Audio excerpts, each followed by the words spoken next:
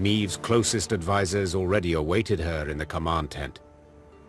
In a few brief words, the Queen gave a report of the meeting, only with great effort masking the quavering in her voice. An army, an immense one, approaches from the west. If we meet in open battle, we stand not a chance. Damn it! Why did no one warn me? Our scouts were discovered, captured. It must be that. Yes, it didn't seem right. Our way so clear, so untroubled. We must flee? Not at all heroic, I admit, but sure as hell better than being trampled into the dirt. Easily said, but for a problem. Our force is chiefly infantry. The army that draws near includes cavalry, several regiments. We cannot hope to escape them. We cannot hope to hide.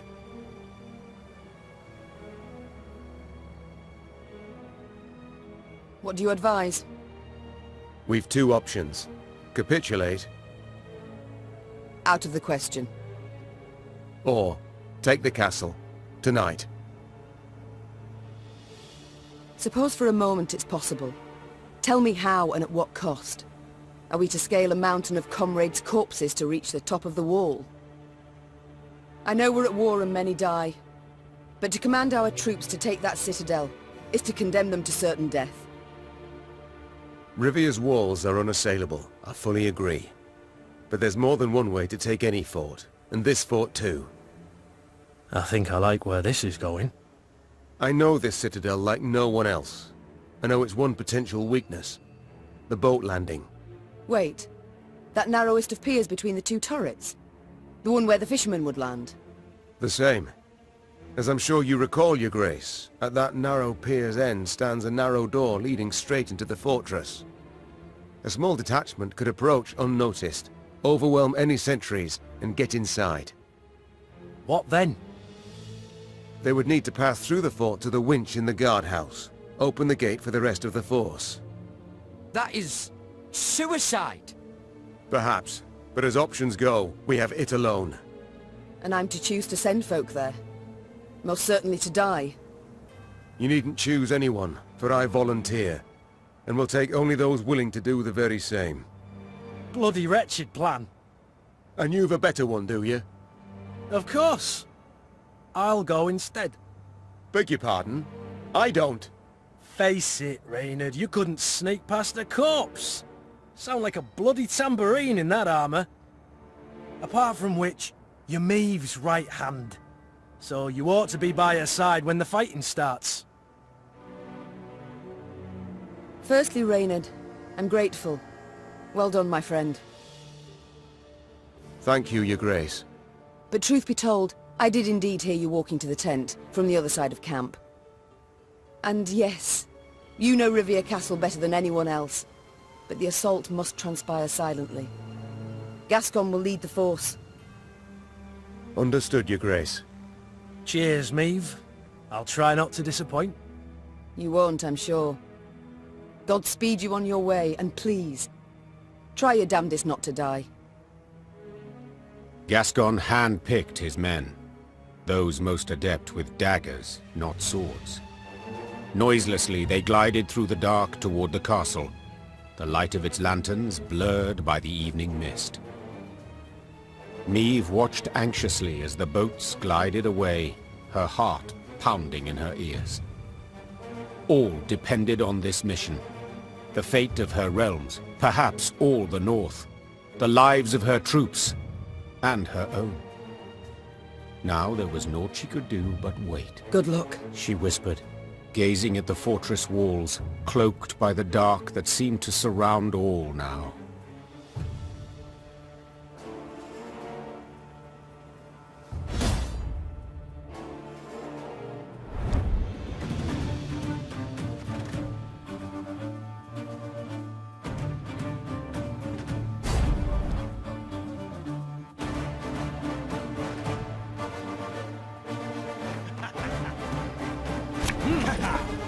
Yeah.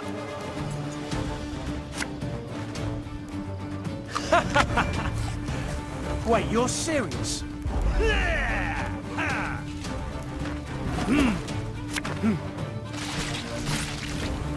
Shh. Knock them off the wall! Let's teach them to fly!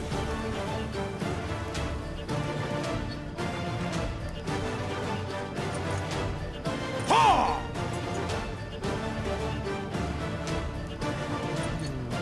Ah!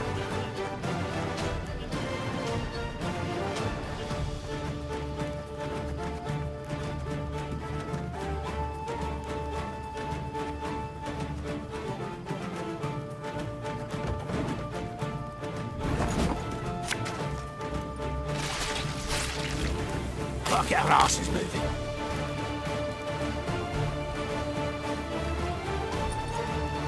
Ha!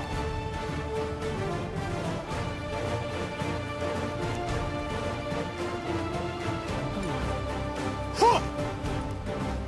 You see to the winch! We'll hold them off!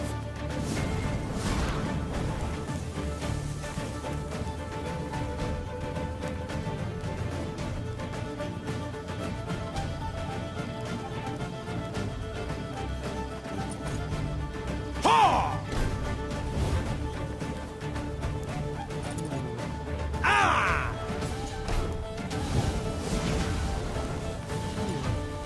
Huh! Ha ha ha ha ha!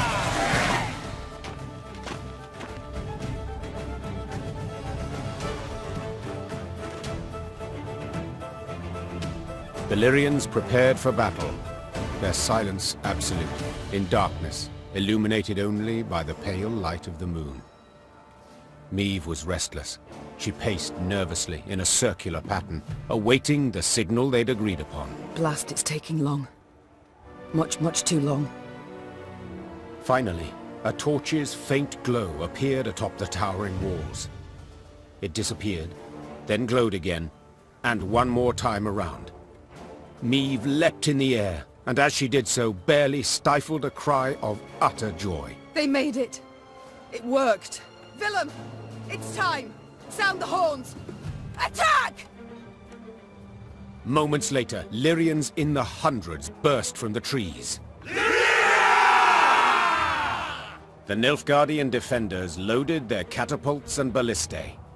They did so slowly, convinced the castle walls remained impenetrable. Then they heard chains, grinding and clinking, and the sound sent shivers down their spines. Bewildered, they watched the main gate rise as the attacking force rushed forth. General Epdahi dispatched an elite unit to take back the winch at once. Yet he saw this was in vain and all was lost when Meve rode into the castle courtyard. Meve had begun the day known as a great warrior. Yet by night's end, legend was the cloak she wore. Her shield stopped powerful blow after blow as her blade found gaps in her foe's black armor. At first, Nilfgaardians scoured the fray in search of the Queen, hoping to prove great heroes. Soon, she was their chief scourge, and they began to flee before her blade that sung their death. Retreat! Retreat! What was this extraordinary vigor that surged through Meve? Naturally, she wished to liberate her castle and realm, drive off the invaders, defeat the arrogant General Epdahi. But in that moment, above all else, she longed to fight her way through to the guardhouse and bring Gascon's party relief. Follow me! Move! Move! As she stepped through the door into the tower, the silence told Meve she'd arrived too late. Gascon's men lay slaughtered in pools of their own blood. The man himself slumped over the winch's crank. 3 arrows in his chest rose and fell with his each ragged breath. Meve tore off her cloak and pressed it against him, desperate to stem the bleeding. Help's on the way. Don't you even think of dying. You know... wheezed Gascon, a slight smirk on his lips. I always enjoyed doing things just to spite you. Medics on the stairs in the guardhouse, steps away, heard a long, blood-curdling wail. They entered the room to find the Queen kneeling, pounding the wall with her fists, her eyes flooded with tears. Gascon lay motionless beside her, covered by her cloak.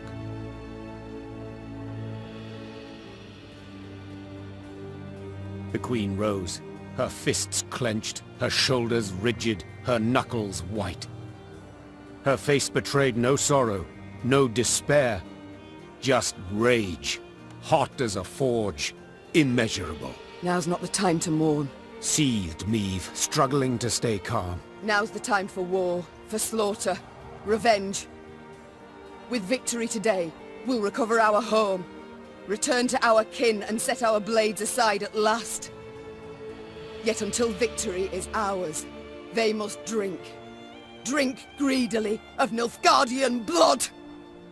The Lyrians were at the brink, near their breaking point. They'd followed Meve for thousands of miles, over snow-clad peaks, through forbidding swamps. They'd fought, survived countless battles at her side. And though their gazes were now weary, she knew they'd follow her into fire. Your Grace, the Blackclads, they've holed themselves up in the upper keep. We went to breach the wall, alas to no avail. Meve nodded, twirled her sword, then leapt upon a mount.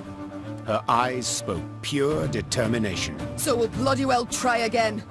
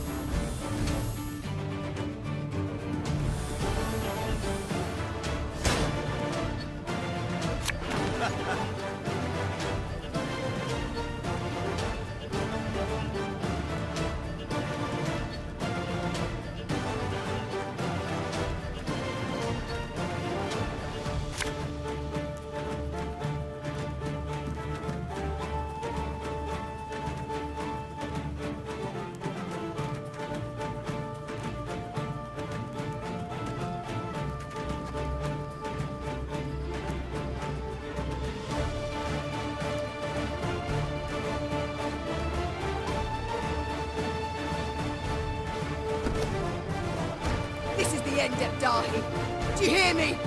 I shall stick your head on a pike!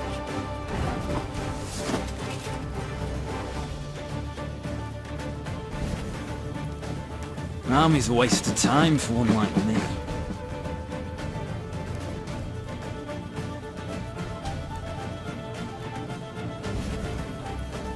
Our ballista, your command.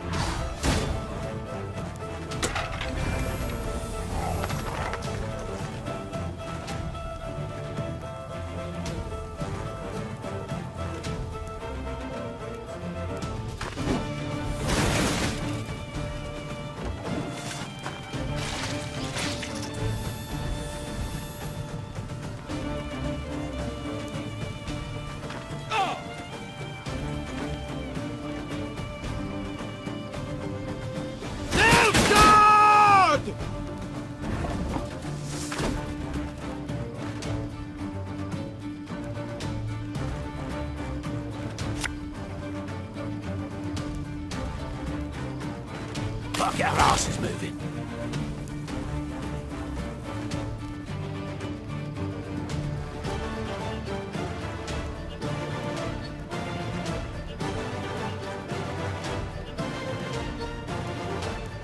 Aye.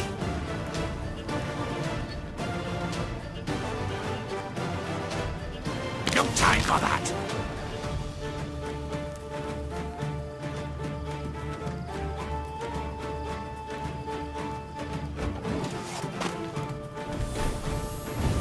I must thank you. Your fortress has superbly solid walls.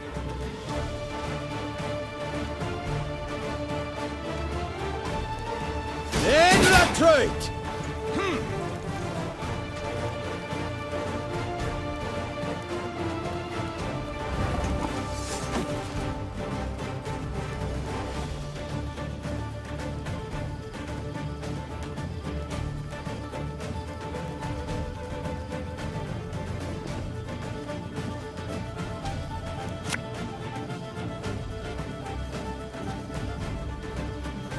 Left, right, left, right.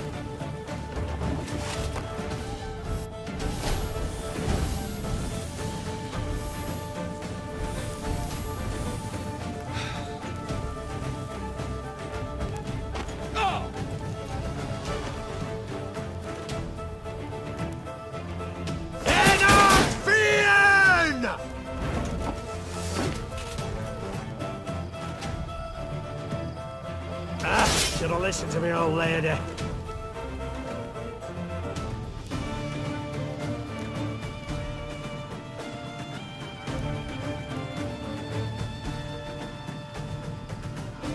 I'm a monster.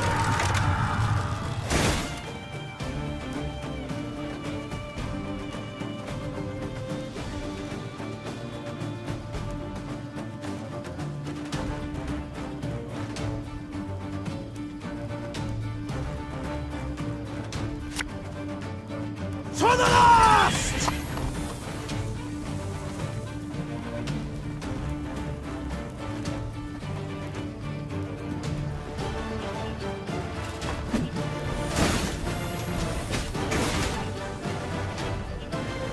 Yeah!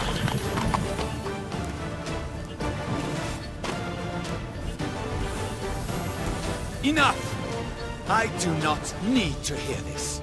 Kill her!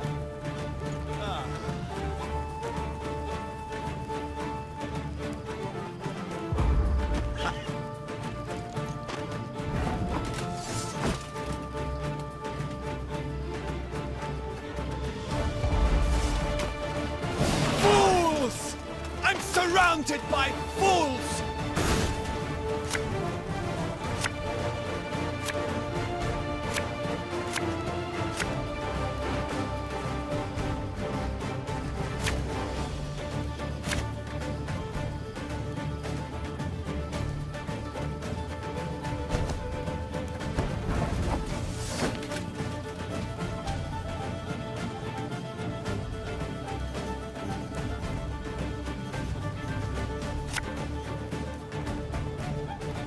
Cursed traitors.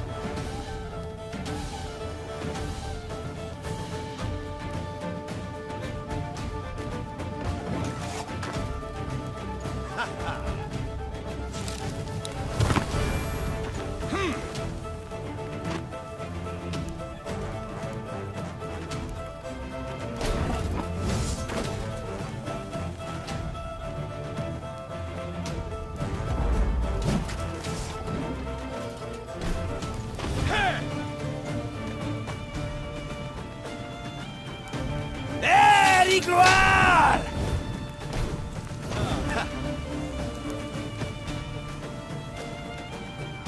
Hellkatzer!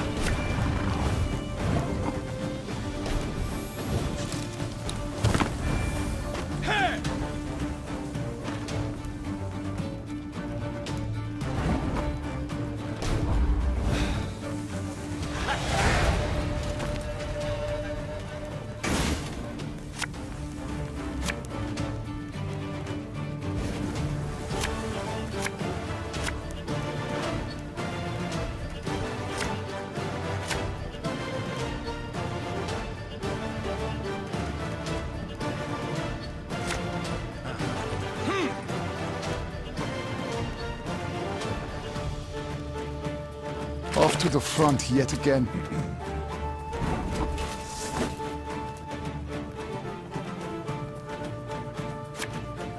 Sod it. Sod it all. Quiet! The Commissar will hear.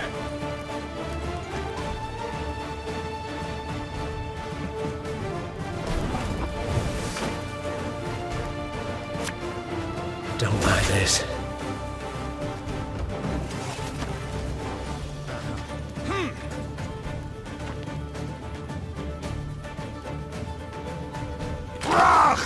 Scheiß! Intrigue! This harvest will be reaping black-clad heads.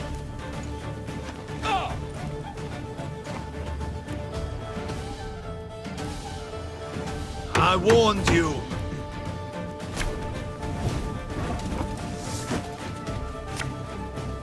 My spirit's willing and how, but these damn boots are killing me.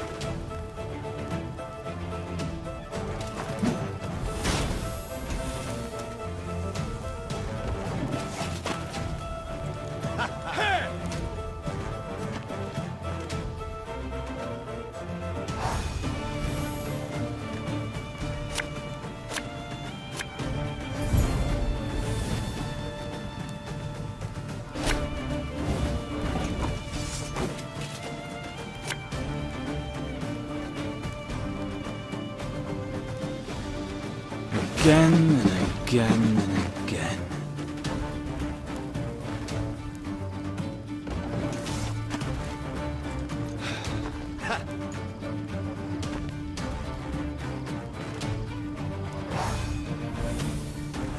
Off to the front yet again.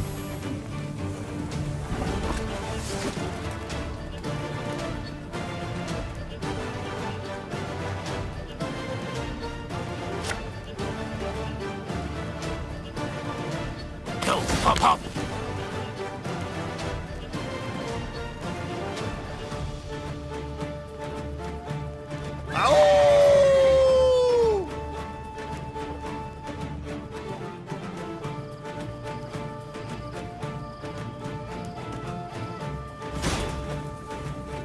There's a time to reap, a time to sow, and a time to die.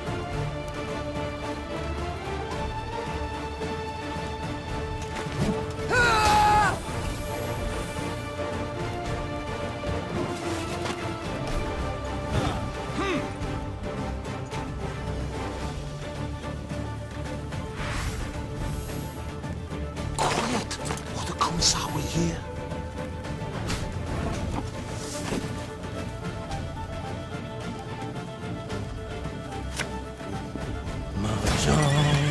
Mahjong.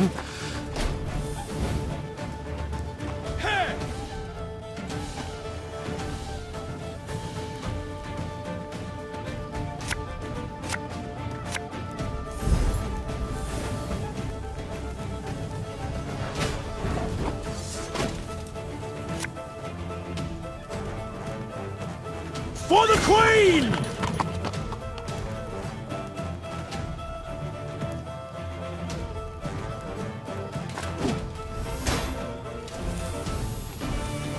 God save the Queen!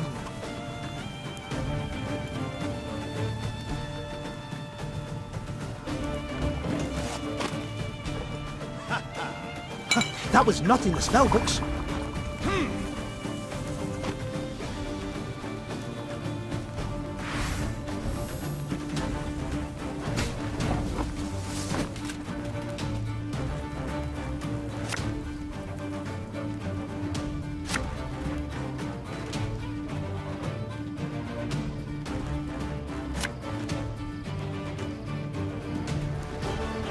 Discipline shall bring us victory! An army's a waste of time for one like me.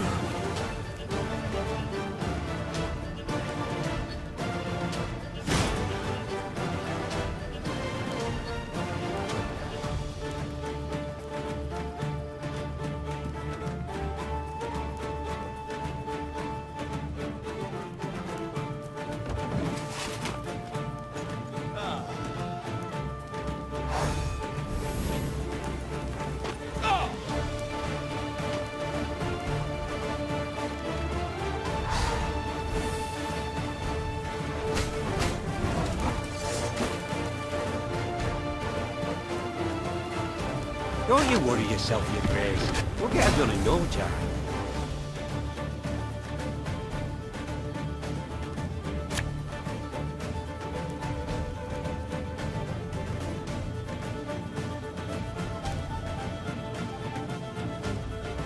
Lyria!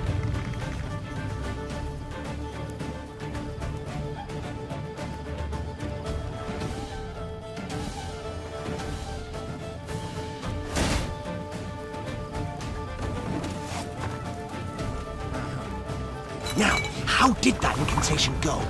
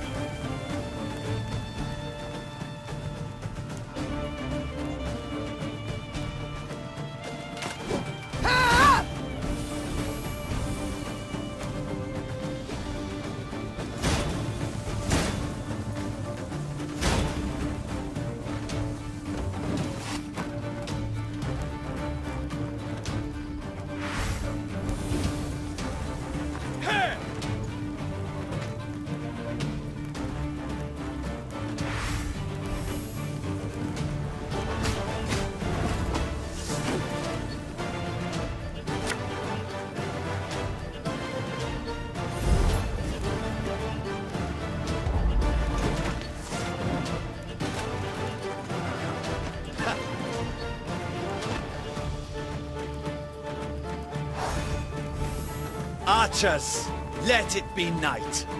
Obscure the sun with arrows.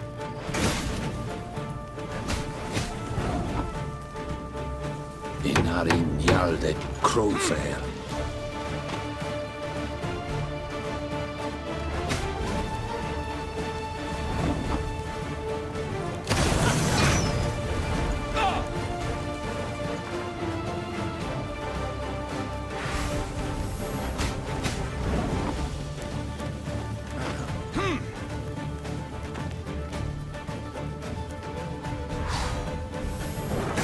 Egreto dum anima est, fate est.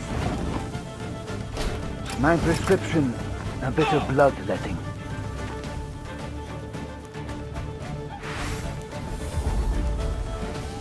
Where is he? Tell me where!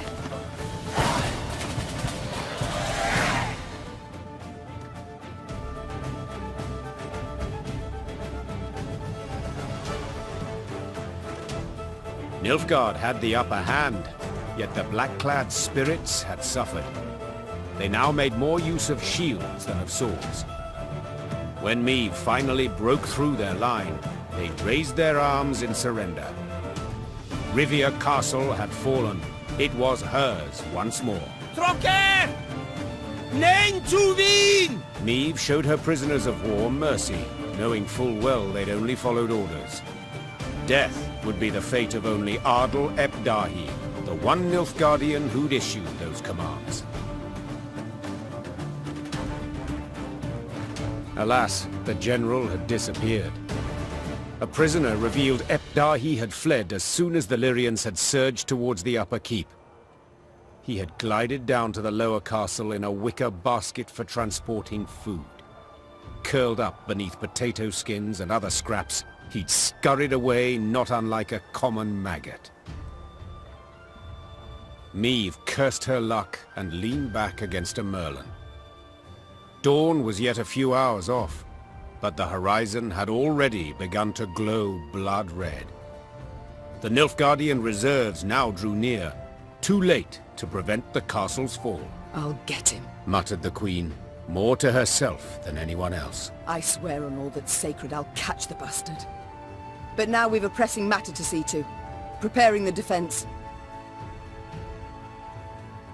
That night the war turned, with the battle for Rivia Castle as its fulcrum.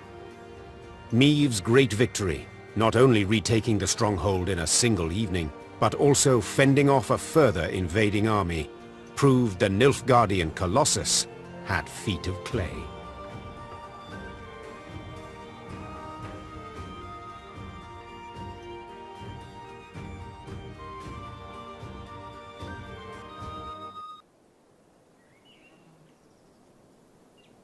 The armies of the north had united and now seemed to be on the attack everywhere. Imperial forces, while still far more numerous, lay stretched over thousands of miles. Their position was untenable, and Nilfgaard's commanders knew this. In a decisive battle they yet stood a chance, so they gave said battle. and suffered a resounding defeat. Just a few months on from that memorable night in Rivia, the Imperial army was in utter disarray. Aldersburg, the fortress, remained a last point of resistance. General Epdahi and what had survived of Army Group East had dug in there. This place, where Nilfgaard had triumphed grandly in the war's early days, would now bear witness to its impending defeat. It seems history, after all, has a sense of justice, or humor, or both. Though Meve had already reclaimed her realm, she refused to retire her sword just yet. For King Demavend had requested her aid in purging Edirn of the invader. How could she refuse? She owed the king a favor, firstly. Yet she also had a burning desire to settle the score with Epdahi. Demavend's envoy and I spoke, Your Majesty. The king has Aldersburg surrounded. He awaits and won't begin the assault till you arrive. Good. I truly hate to miss it. Tell the troops to prepare. Gear and ire. Of course, Your Grace. Yes? Is there something else? Pardon my boldness, Your Grace, but I can't help but be concerned. You don't sleep. You've the air of illness about you. I think back to that night in Rivia often, to Gascon's death. Perhaps I made a mistake. Perhaps he didn't have to die. He didn't, Your Majesty. He needn't have been there at all. I'm a soldier. I swore to serve you. Gascon, not so. He might have left at any time. Guilt, pity trouble you, Your Grace, I know. But he signed on willingly and knew exactly what for. Gascon gave his life for he thought you worthy of it. There's no greater proof of friendship, no greater gift one can give. Accept it, Your Grace, and remember him with gratitude, not sorrow.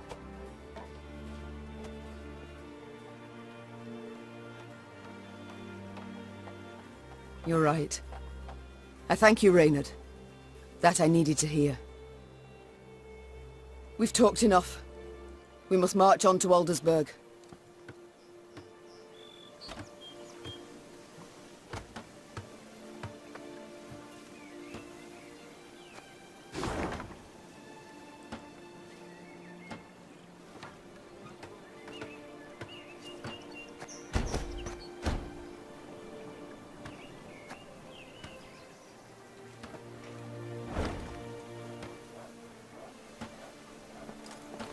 Look, 'tis Meve, slayer of the Blacklads! Long live the Queen! Just watch and wait. I wager you'll chase the Emperor himself off the throne. They say war's a man's affair, but you showed them, my lady. Just watch and wait. I wager you'll chase the Emperor himself off the throne.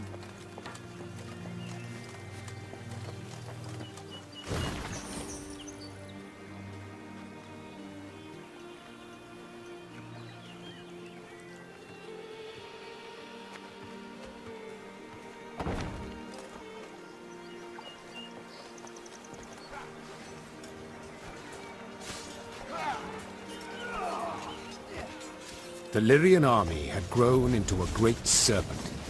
So much so that riding at the column's tail, Meve could not see its head. Footmen, cavalry and archers stretched like a glistening snake between two horizons. Meve had come a long way indeed, and she felt proud, as did Willem riding at her side. At first, the troops had eyed the prince suspiciously, if not with hatred. But they'd watched him fight for weeks now, and saw him as one of their own. Suddenly, Meve heard angry cries and the clash of steel against steel, all at the column's front. Close ranks! To the left! Man's left! Support the flank! Meve drew her sword, spurred her horse, and galloped forward along the line of troops. Then, through the swirling battle dust, she spotted shimmering golden suns.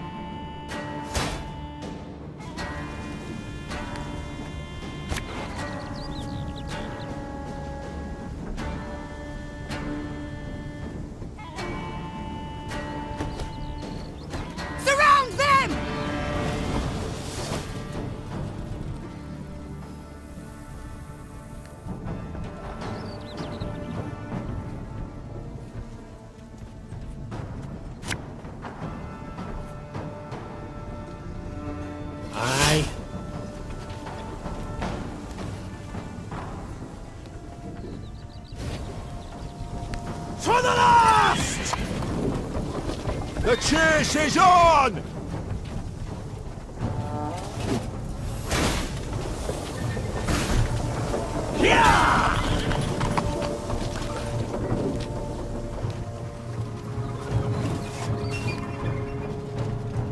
Must be an important lesson in this. But what?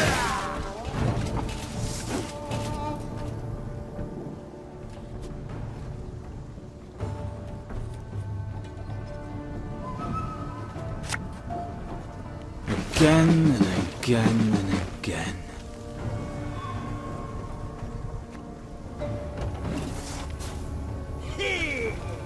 Hundred and 102, 103.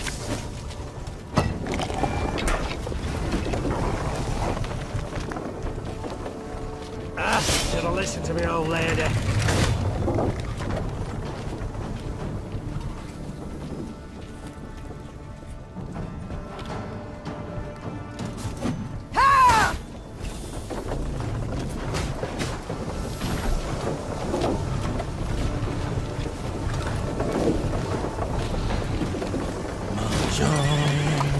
John.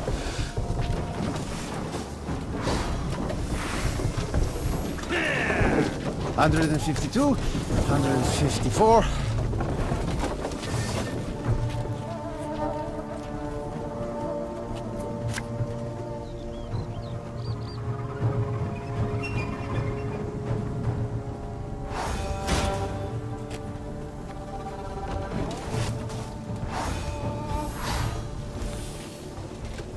Scrubbing duty again? Oh, gods.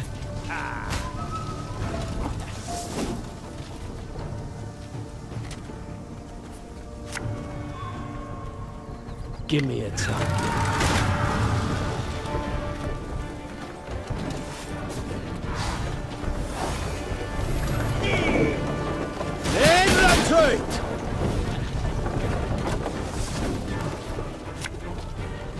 Abolista, your command.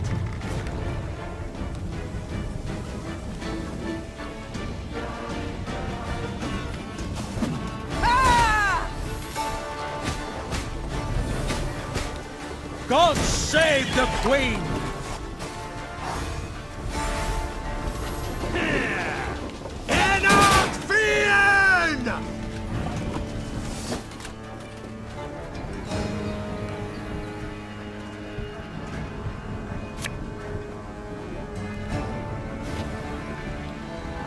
I'm a one, sir.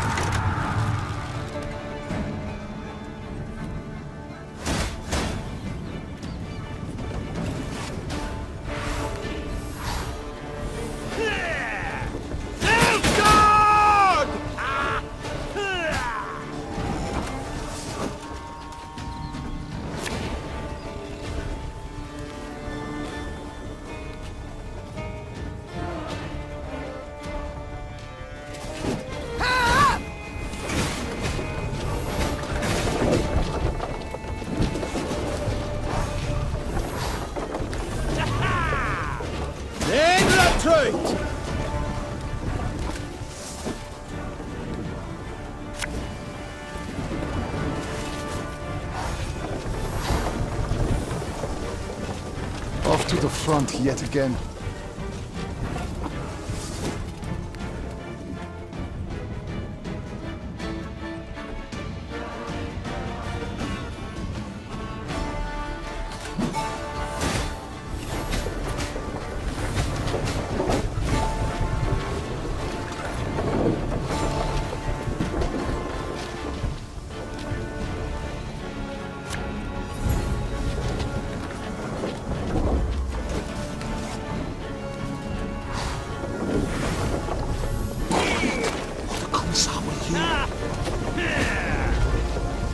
Mercy! Have mercy!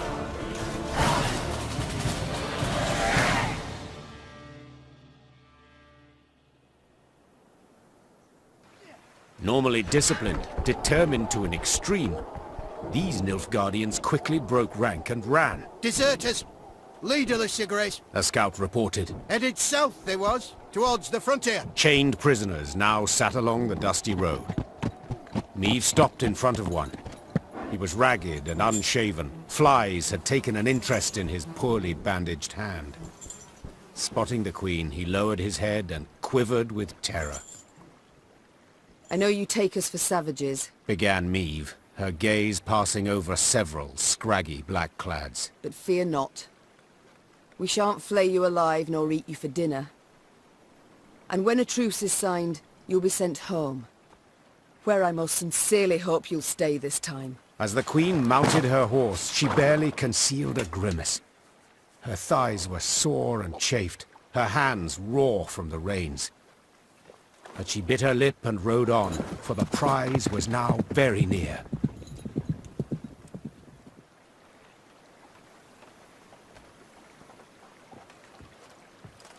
Was in Aldersburg when it fell. Broke my heart, that did. But not complete. Now we'll take it back.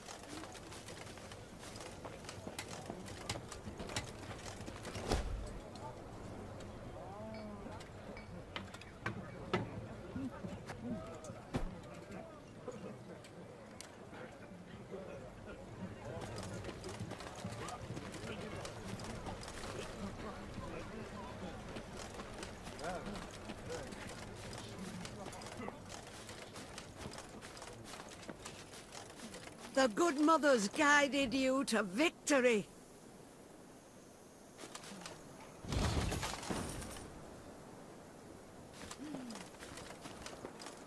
Nilfgaard angered the gods. Too much pride in them, not enough humility.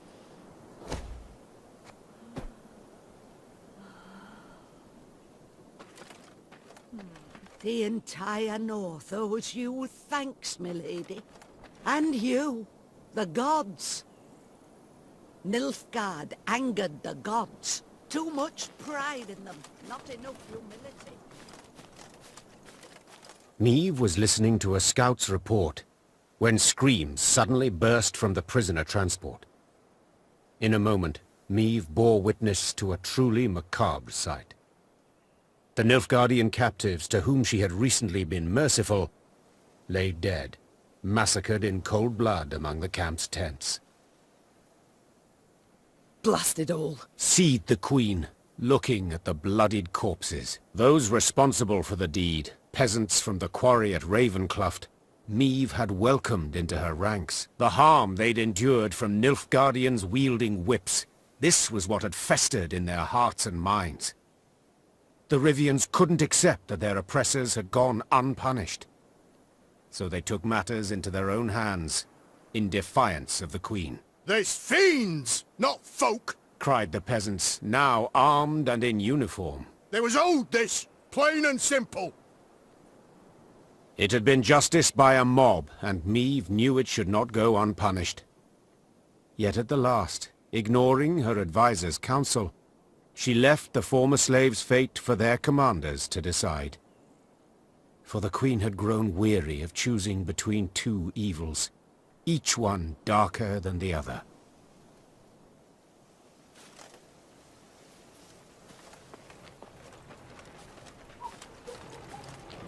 Long live Meve! Long live the Queen! Long live a liberator!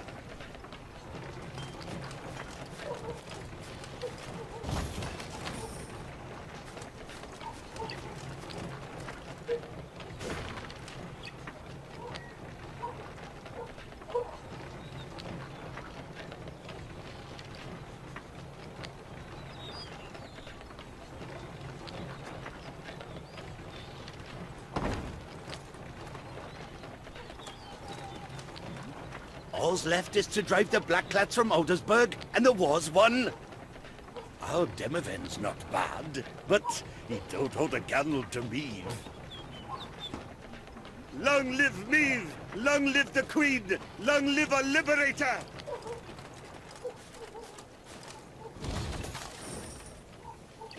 Meave noticed one of her scouts, a certain Corporal Larkin, halt his mount and train his gaze on the woods. Your Grace, I thought I heard something, could have sworn. A whisper, maybe, but... nothing now. It's all gone quiet. I think I might have imagined it, in fact. Imagined? Meave placed her hand on his shoulder. No one has sharper senses than you. If you claim to have heard something, it's worth a closer look. Corporal Larkin saluted, then rode past the trees. Suddenly in shadow, he keenly scanned his surroundings. Something caught his attention. He dismounted, then brushed aside ferns, exposing tracks made in the mud. Your Majesty! He shouted, quickly turning towards the road. Sound the alarm! It's Scoia'd! An arrow whisked through the air, pierced his throat, and suddenly silenced him. Then the forest came alive with cries in the Elder tongue. Elves on the attack.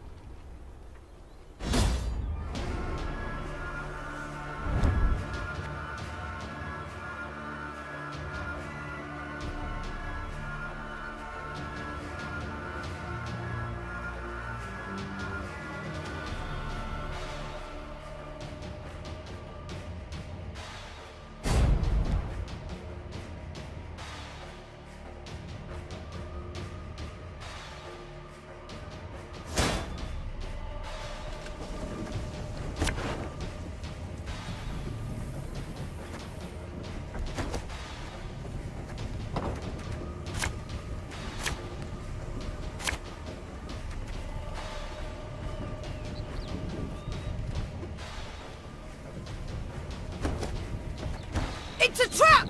2 arms! Got business for me?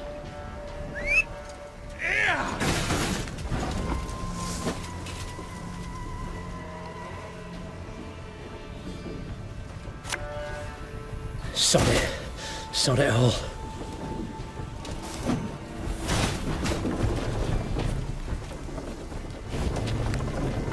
Our ballista, your command. Armor won't save them. Your tricks will not save you, Dwarf.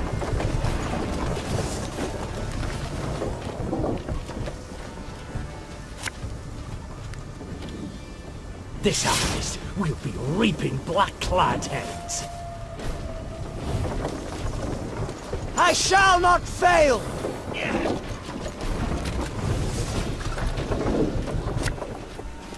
My spirit's willing and how, but these damn boots are killing me.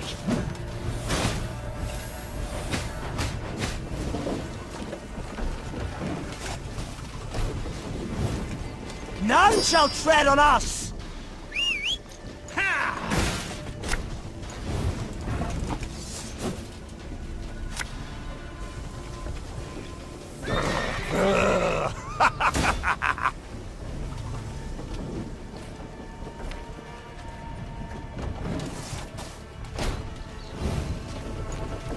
Everything all right?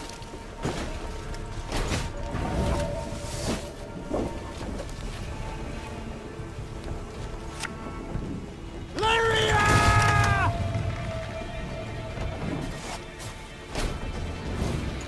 Nay, Duan ve camest.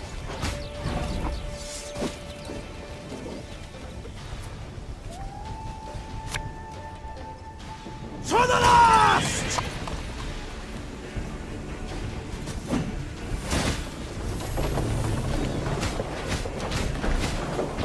Yeah!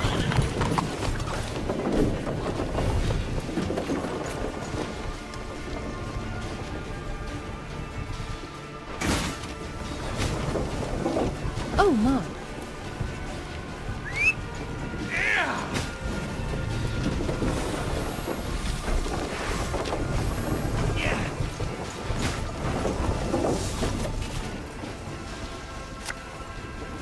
Don't like this.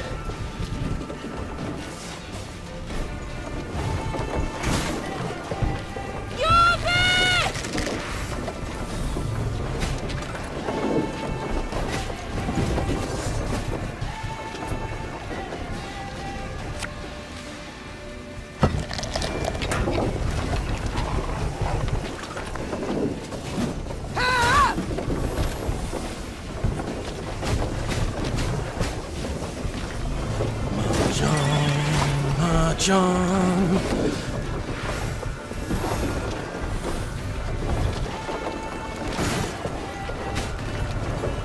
May your sword and arm be one.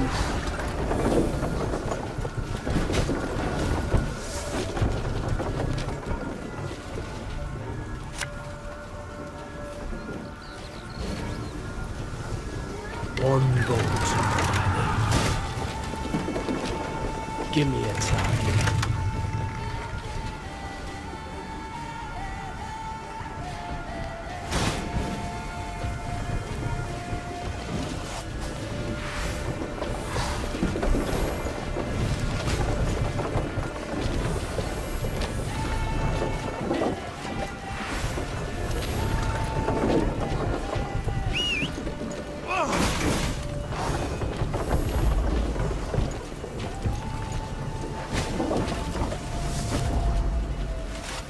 Renna! Stop!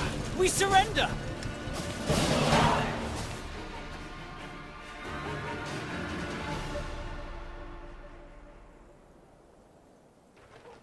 The Scoia'tael fighters stood no chance against Meve. When the sounds of battle finally ceased, the Queen, victorious, tossed aside her arrow-studded shield. She then ordered the commando's leader brought before her. She'd expected a ranter who would turn up his nose, spit in her face, and cry, "Death to all Dwan!" But the bloodied elf before her was no arrogant firebrand. He averted his gaze, and his lips gently trembled. Youthful you look, elf. How many summers to you? 30? More? 27, my lady. 27. A wonderful age. A shame to die so young. I beg you, Renna. For mercy, I ask. If not for me, then at the least for... Mercy? You jest. You wait in ambush, come at us like bandits, and now you dare ask for mercy. It was no ambush. Don't play me for a fool. I know what I saw, and am no stranger to warcraft. It's not you we wished to fight. Sverre. Then who killed Corporal Larkin, Werebubs? When we saw you on the high road, we fell back and hid in the wood. We wanted you to pass. Your scout's hearing, very keen. He heard something, then spotted our tracks. You must understand. We had no choice.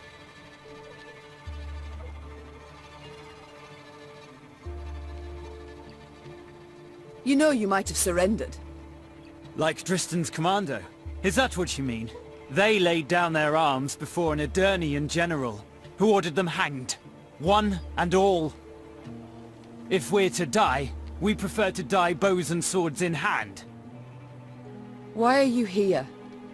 Were you to rescue Ebdahi? Rescue someone? No, Renna. We flee. The Nilfgaardians have realized they'll lose the war and have renounced us. Without their support, we stand no chance. Demavend has loosed his hounds. They hunt our units one by one. He's offered 50 gold pieces for the head of each Scoia'tael. It's the same in Temeria and Kedwen, if not worse. We wished to join with your Veth's unit, flee together as far as we could. It was our last hope. Why do you tell me all this? Because you listen still. You've not ordered me killed, so... you've clearly a heart. Eseth Aina Eddu. I beg you. So few of us remain. All tired, all wounded. We pose no threat. Let us leave your realm. Let us flee.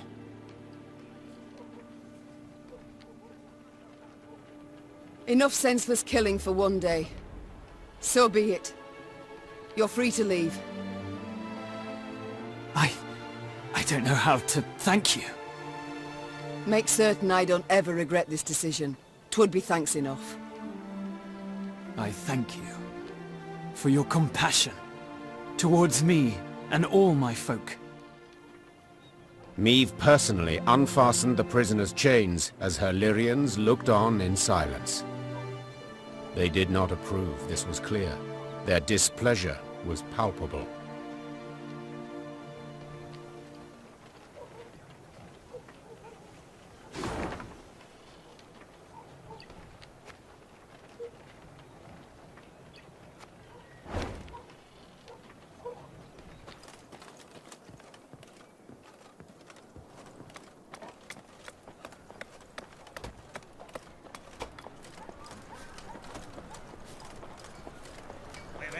all anew. Treat yourself to our new view, for a better future through and through.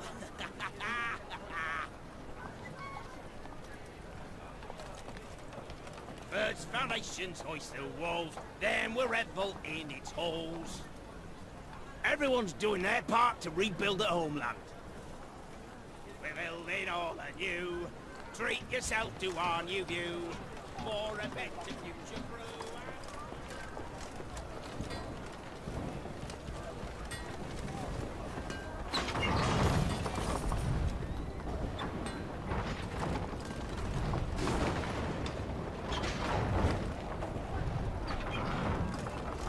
It'd be an honor to fight at your side, Majesty.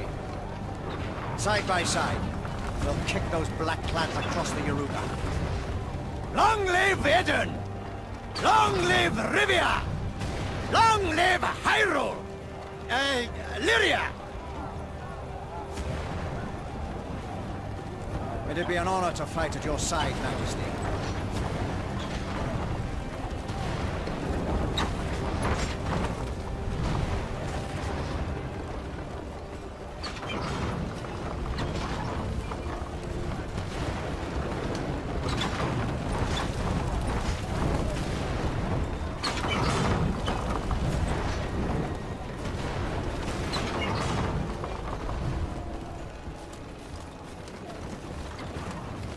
The Lyrian corps neared Aldersburg, and it could not have been on a more idyllic day.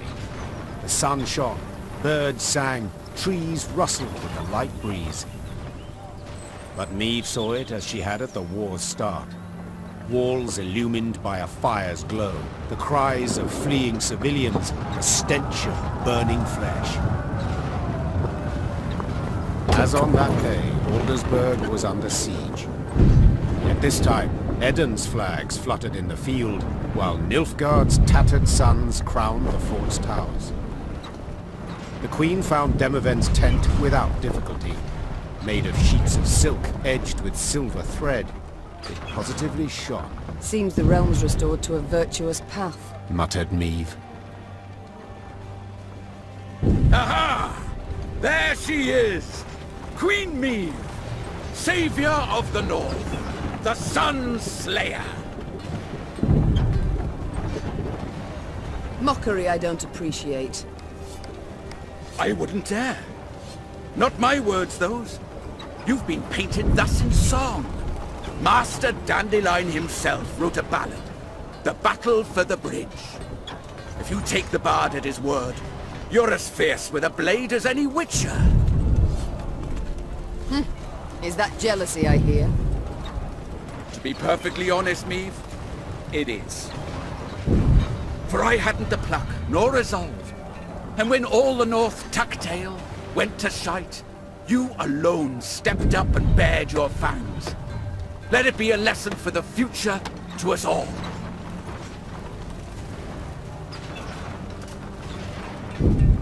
A lesson for the future? What do you mean? My dear, this war won't change a bloody thing, you know. Nilfgaard will be Nilfgaard, the North, the North. We'll sign a truce, the Blackclads will turn tail towards home, but the old borders don't satisfy us so. I'm perfectly satisfied with them, thank you. And I just wish other folk would respect them too. You're one hell of a warrior, but you're no strategist at all. Your perspective, you've got to broaden it. Nilfgaard, we cannot allow it to regain strength and spirit, else we'll face another invasion within a decade or two. Measures are required. Preventive, preemptive, whatever the learned call it. Build an army, a vast one. Wait in ambush. And when they least expect it, break their bloody spine. Just think if we were to join forces. Enough. I don't wish to hear it. Won't even entertain the thought. I'll help you take Aldersburg, but then I'll go home, where, God's willing, I'll live to a ripe old age.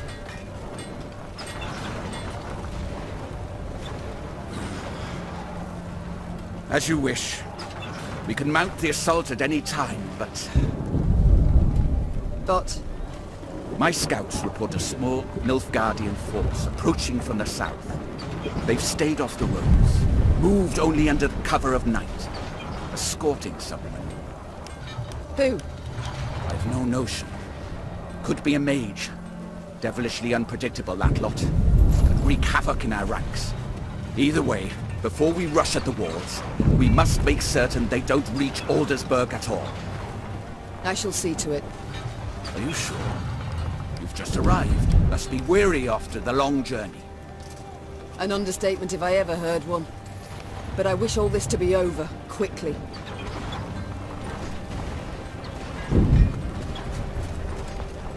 Niamh set out after the Nilfgaardians immediately, a cavalry escort in tow. Her unmatched scouts, who had led the army through the mountains of Mahakam and Angren swamps, quickly found the enemy's trail. This way, Your Grace. It's not far now. That very same day, Niamh's force caught up to the mysterious black-clad unit. Lyrian riders surrounded the foe, forcing the Nilfgaardians to halt. All felt so quiet, the creaking of taut Lyrian bowstrings could be discerned.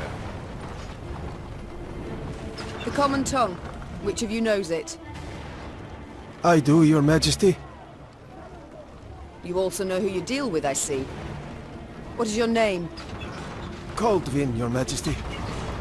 At last, a Nilfgaardian name I can pronounce. So, Kaldwin, it seems this war will reach its end in 2 days' time at the most. 'Twould be silly to die today, wouldn't you agree? It would, milady. Precisely. I've spilled enough blood. I've lost the appetite for more. So, provided you don't give me a good reason to kill you, you'll walk away with your lives. Now tell me, you carry something for General Ebdahi. What is it? A letter. Give me the letter. I've sworn to deliver it to General Ebdahi, or to die in the quest to do so. Oh, very well.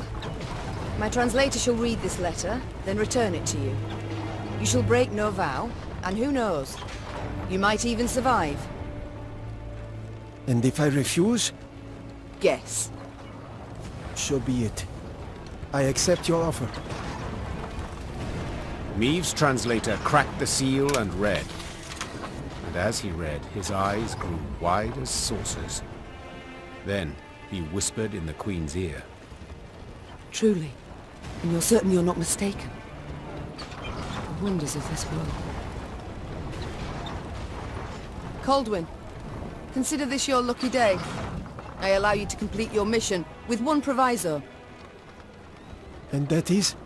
That when you hand him the letter, you will give the General my regards. As Kaldwin and escort set off towards Aldersburg, the Lyrian soldiers looked at their queen with disbelief.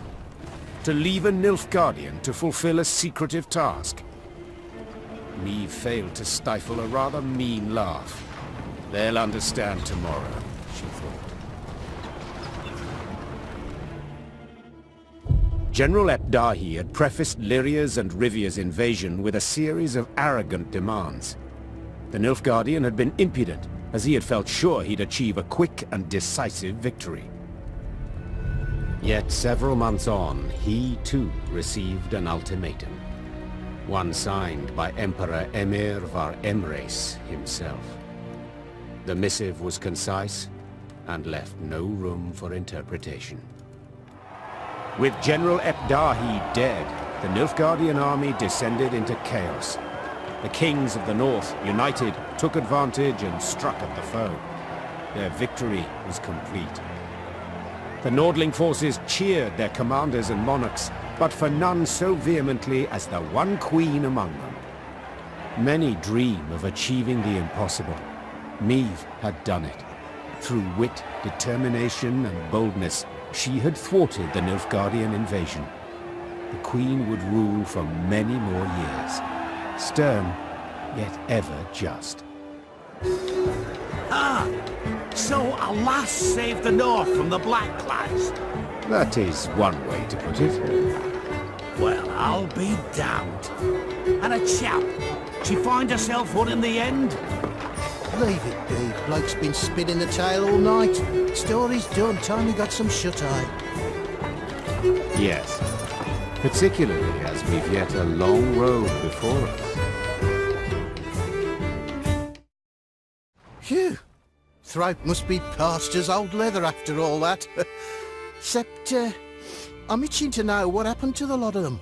Reynard, Gascon. Ah, very well. Whom shall we start with? Willem? He worked hard to regain his mother's trust and respect. Took on many daring missions, regardless of the risks. The lad whom Nilfgaard had wielded as a tool now sowed terror along its borders, and appeared a successor most worthy of Meve. Gascon was buried with honors of the most refined yet mournful sort. His peer lords themselves bore the casket. Soldiers in parade dress beat the funeral drums, and a new stone figure appeared beside the Brossard family vault, the very pointer from their crest, a ducal crown upon its head. Though Nilfgaard owed its defeat chiefly to Meve, in the Empire her name was uttered with utmost respect. Returning soldiers spoke in awed tones of her courage and generosity, referring to her as Gwaedin, the tenacious one. Once the Scoia'tael had withdrawn from the northern realms, non-rebel elves and dwarves emerged from the woods. Though they returned to their homes in human communities, they lived in fear of their neighbors, aware that the next massacre would eventually come. And Meve? As I said, she ruled with an iron hand, not fist, and with her son's unwavering support. She could now trust him again. A great victory, greater even than Rivia's liberation. And now, if you'd allow me... Course. Leave him be, lads. Let him get some rest. Till the time comes for the next tale.